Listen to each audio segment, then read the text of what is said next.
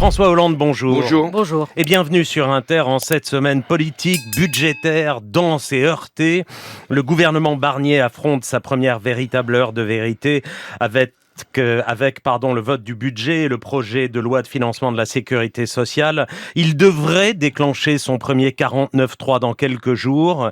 Est-ce à dire, vous qui connaissez bien la vie politique, François Hollande, que le gouvernement va tomber avant Noël ? Je ne sais pas, ça dépend du Rassemblement national, puisque le gouvernement Barnier, Michel Barnier lui-même, n'ont été nommés et constitués que parce que le Rassemblement national avait donné son aval. Lorsque Emmanuel Macron cherchait pendant des semaines un Premier ministre, il avait fini par donner le nom de Michel Barnier parce que c'était Marine Le Pen qui ne le récusait pas. J'avais moi-même, à votre micro, dit que cette solution entraînait nécessairement un lien entre Michel Barnier, qui n'était pas lui-même soupçonnable de quoi que ce soit, mais un lien entre Michel Barnier et le Rassemblement national. Donc vous avez la réponse.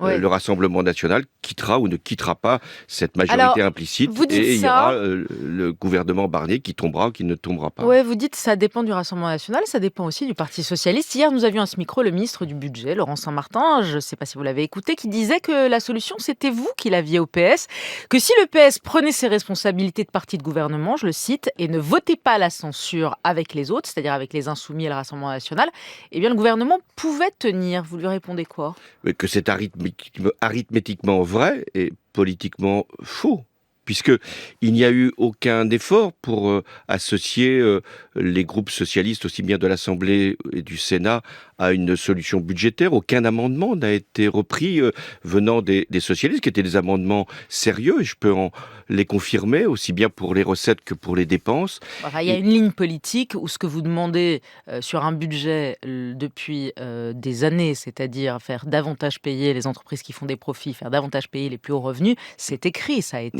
écrit. Non, ce n'est pas écrit comme il C'est conviendrait. pas un amendement socialiste. Quand il n'y a ni le rétablissement de l'impôt sur la fortune, ni la remise en cause de la flat tax, ni un prélèvement sur les revenus les plus élevés qui pourrait être cohérent, qu'il y a une réduction du budget de l'éducation nationale, enfin des postes, dans l'éducation nationale, et qu'il y a des déremboursements de médicaments, qu'il y a une remise en cause des moyens pour l'hôpital, pour les EHPAD. Enfin, comment voulez-vous que des socialistes, quelle que soit leur sensibilité, puissent laisser passer Donc un vous budget voterez comme la celui-là. censure, quoi qu'il en soit. Mais j'ai déjà voté une motion de censure au lendemain de la nomination de Michel Barnier. Non pas parce que c'était Michel Barnier, mais parce que les conditions de sa nomination, c'était d'avoir un accord implicite avec le Rassemblement national.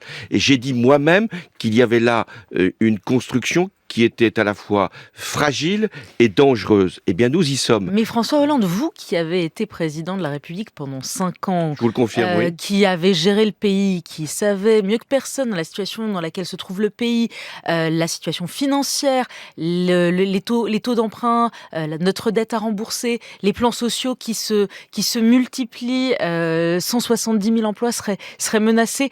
Votre main va pas trembler au moment de voter ou pas le budget ? Mais vous vous rappelez que Vous allez censurer sans problème ? Vous vous rappelez que j'ai été président de la République. Oui, ça on l'a pas Eh oublié. bien, si j'avais été président de la République encore, je n'aurais pas nommé Michel Barnier au lendemain de la dissolution. Je n'aurais pas non plus dissous l'Assemblée nationale, il faut bien le dire. Et je n'aurais pas attendu 2 mois et demi même, pour nommer un Premier ministre. Et je n'aurais pas nommé 42 ministres qui, en plus, n'arrivent pas à s'accorder sur quoi que ce soit. Donc c'est pour sanctionner Emmanuel Macron que vous la oui, voterez ? mais il y a... C'est pour ça, c'est le sanctionner. message à Emmanuel Macron. C'est pas. Je crois que la sanction d'Emmanuel Macron, elle est déjà tombée. C'est pas du tout par rapport à Emmanuel Macron en tant que personne, mais en tant que fonction, puisque vous m'interrogez par rapport à la fonction.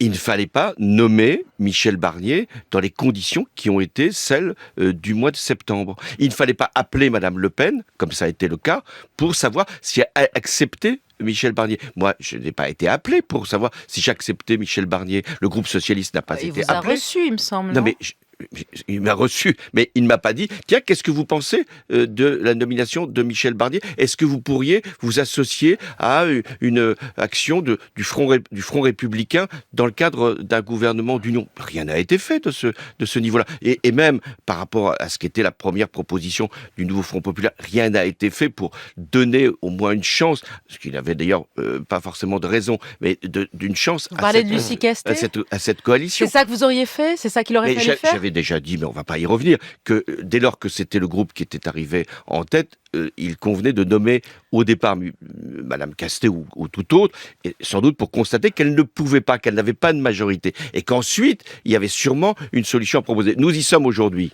Je ne sais pas si Madame Le Pen va effectivement censurer Monsieur Barnier, mais il se trouve que si elle le fait, nous aurons une situation politique qui ouvrira une nouvelle consultation, et si elle ne le fait pas, nous aurons la confirmation que le gouvernement tient avec la béquille qu'est Madame Le Pen. Mais vous l'avez entendu, Michel Barnier, aux 20h, dire « ce n'est pas moi le problème, moi je peux tomber, mais c'est le pays qui affrontera à ce moment-là une tempête financière, c'est le pays qui verra s'envoler les taux pour rembourser la dette ». Qu'est-ce que vous dites à ça, François Je dis Hollande ? Que ce n'est pas grave d'emprunter à ces taux-là ? On peut s'offrir une crise politique en plus ? Non, mais je dis que, compte tenu de la situation financière, elle est grave, puisque nous avons découvert que le déficit de l'ensemble des administrations publiques était supérieur à 6%. Ça, c'est ce qui a été la gestion de ces dernières années. Et c'est ce qui justifie d'ailleurs des taux d'intérêt plus élevés. Ce qui est grave, c'est que le budget qui est présenté par le gouvernement de Michel Barnier ne corrige que très peu cette dérive. Et les concessions qui ont été faites ne font que ce budget est un gruyère, fait de trous.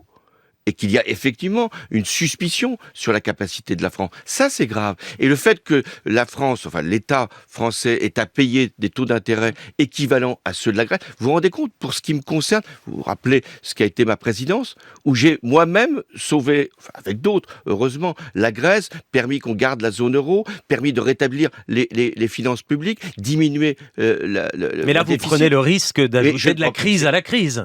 Mais ce n'est pas... Enfin, changeons peut-être l'ordre des responsabilités. Ce n'est pas le Parti socialiste, ce n'est pas moi-même qui met le pays dans cette situation. Il y a eu un choix que j'ai contesté d'un gouvernement Barnier avec l'assentiment du Rassemblement national. Cette majorité implicite ne tient même pas.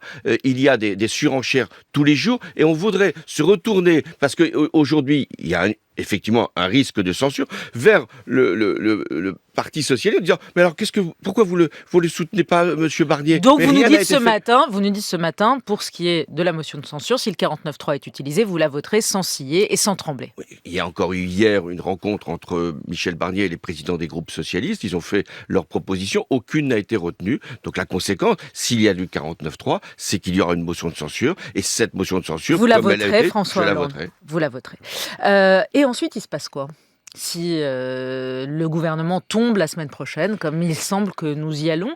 Eh bien, nous aurons perdu 3 mois de plus. Et donc, nous allons perdre donc, encore nous allons 1 ou 2 mois. à la situation antérieure, c'est-à-dire où le président de la République, parce que c'est à lui que reviendra la responsabilité de nommer un nouveau Premier ministre ou de garder l'ancien. Il verra quelle est la meilleure solution. Qu'est-ce que vous dites concrètement ce matin ? C'est à ce moment-là le président de la République qui aura à nommer. Oui, alors qu'est-ce que vous dites ce matin ? Parce que les insoumis sont clairs. 1, Lucie Castet, si pas Lucie Castet, présidentielle anticipée. Vous dites quoi ? Lucie Castet, si pas Castet, présidentielle anticipée, Bernard Cazeneuve, vous dites quoi ? Je vais vous dire ce que je ne veux pas. Premièrement, il n'est pas possible de revenir à la situation qui était celle de Lucie Castet, qui n'avait pas de conditions pour être nommée Premier ministre. Vous l'aviez soutenue ? Je l'ai soutenue, mais il n'y avait pas la majorité pour la soutenir à l'Assemblée nationale. J'en prends acte. J'en prends acte. D'accord, mais vous l'aviez soutenue il y a 2 mois, maintenant vous ne la soutenez plus. Vous m'avez entendu. Il y a eu une proposition qui a été faite.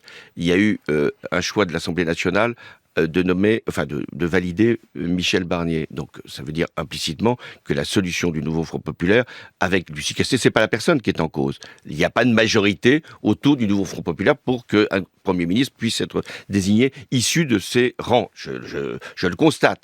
Deuxièmement, je ne suis pas favorable à une procédure de destitution du président de la République. Je ne suis pas favorable à ce qu'il y ait une élection présidentielle anticipée dans le contexte que l'on vient de décrire d'instabilité et de péril sur les marchés. Donc je suis responsable si Michel Barnier, parce qu'il n'a pas le soutien du Rassemblement national, tombe, eh bien il faudra chercher un Premier ministre qui puisse avoir l'assentiment d'une majorité à l'Assemblée nationale. Qui? Bernard Cazeneuve?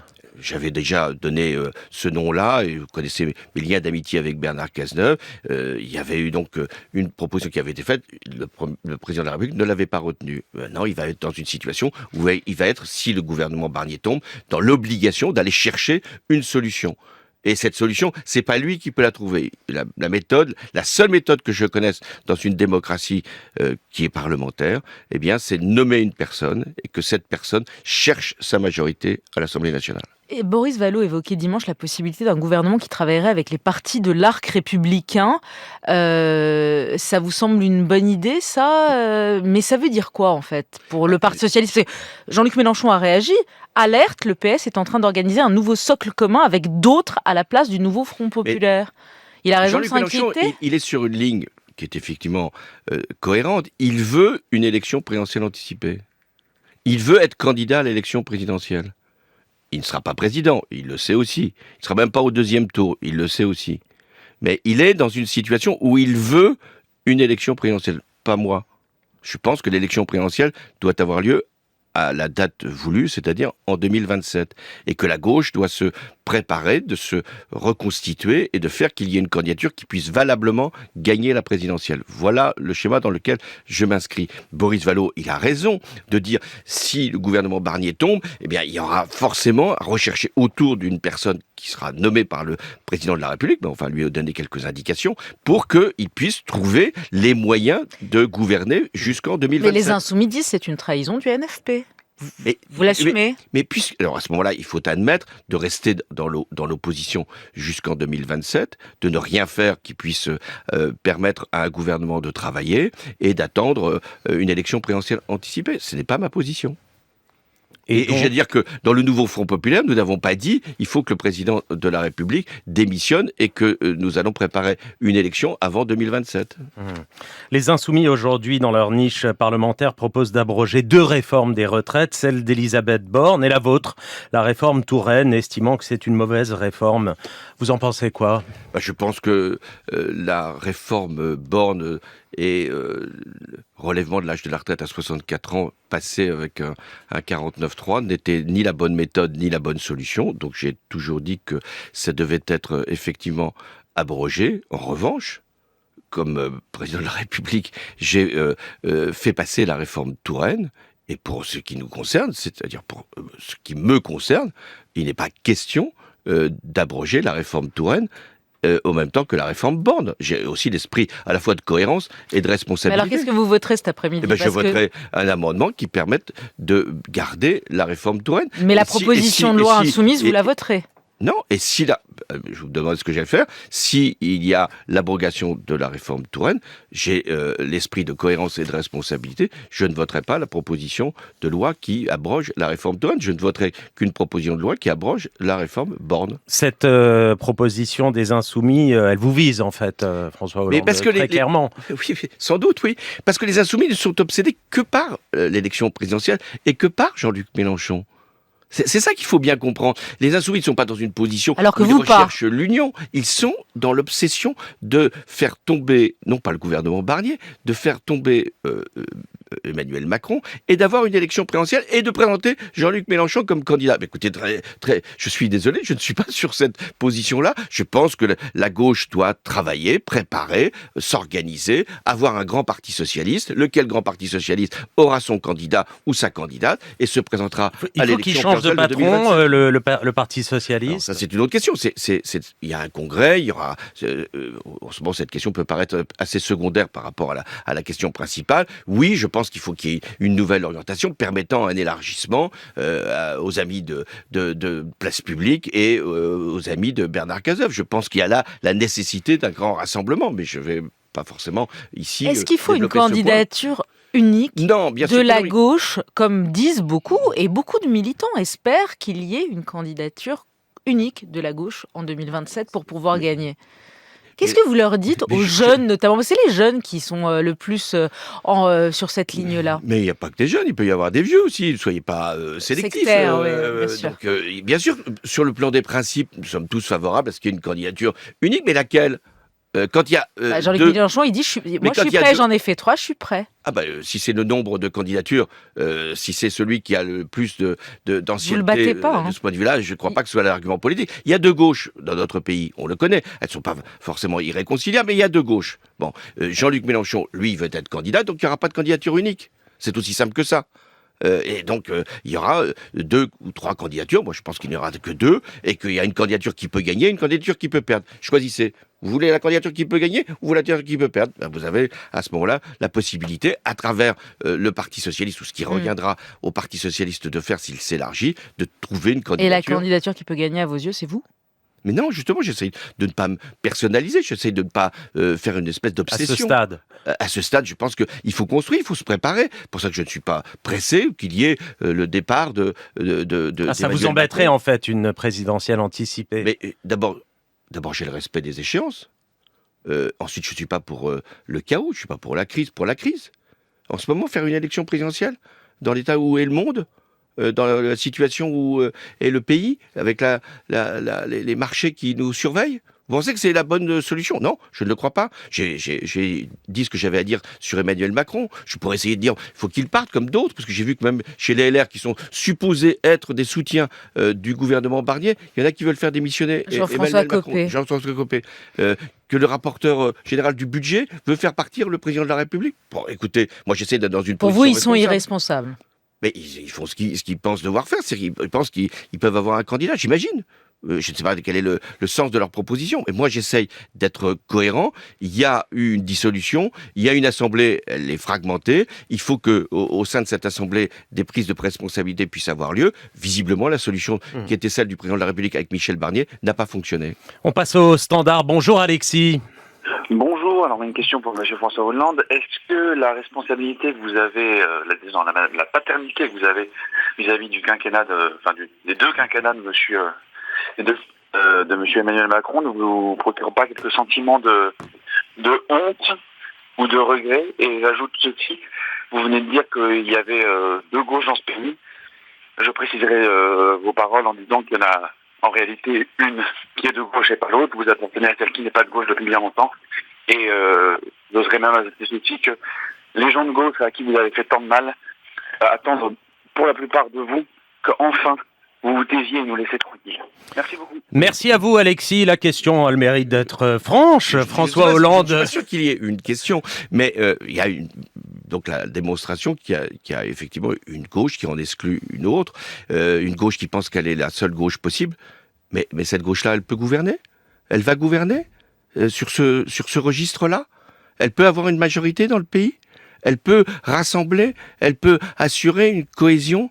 Elle peut avoir ce sentiment de tolérance à l'égard des idées des autres? Elle peut être dans une capacité de pouvoir offrir une espérance. Elle peut être à la marge, elle peut être dans la contestation, elle peut être dans la contentation, elle peut être dans l'exclusion, mais elle n'est pas dans une capacité de gouverner. Moi, je veux que la gauche, toute la gauche, on peut vous dire que Jean-Luc Mélenchon, il a fait quand même, sur les deux dernières présidentielles, il a fait 21 et 22%, qu'il était à 600 000 voix, comme il l'a souvent répété, du second tour. Ce que je veux dire, c'est qu'il a fait des scores qui peuvent quand même dire...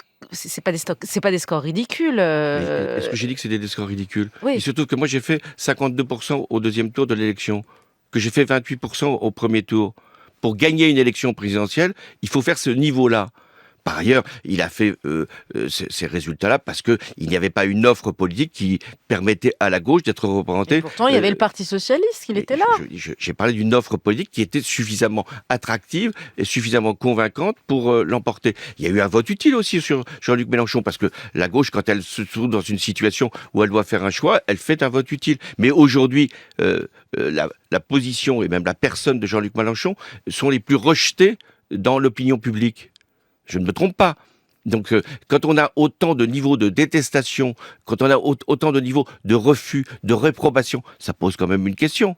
Donc on peut s'acharner sur une candidature, c'est pas ma position. On peut s'acharner sur une candidature, c'est celle de l'auditeur, ça ne changera rien à la réalité politique. Petite question d'Augustin sur l'application de Radio France. Bonjour Monsieur Hollande, êtes-vous prêt à aller à Matignon en cas de chute de Michel Barnier? Non, moi j'essaye d'avoir aucune prétention personnelle à ce stade. J'essaye de penser à notre pays. Je me mets à la place qu'aurait pu être la mienne de président de la République, puisque j'ai été dans cette fonction-là.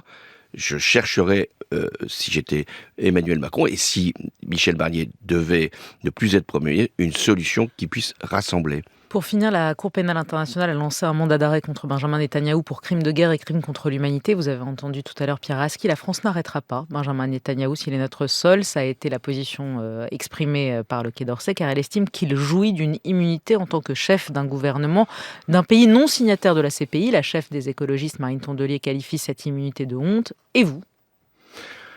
Le droit international doit s'appliquer. La France reconnaît la Cour pénale internationale. Il n'y a pas d'autre commentaire à faire.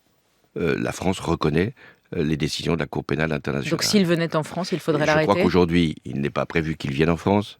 Nous ne sommes pas encore dans un processus, hélas, de cessez-le-feu et de paix. Lorsque nous serons dans ce processus-là, nous verrons bien ce qu'il y a lieu de faire. Mais l'Italie de Meloni ou le Royaume-Uni disent s'il vient, on arrête. En France, on ne dit pas. Mais je vous ai dit, nous devons, la France, respecter les compétences de la Cour pénale internationale. Nous en sommes signataires. Nous avons des obligations de droit international. Vous l'avez dit aussi, des pays européens. Pas tous ont fait ce choix. Eh bien, écoutez, Netanyahou ne va pas venir en France.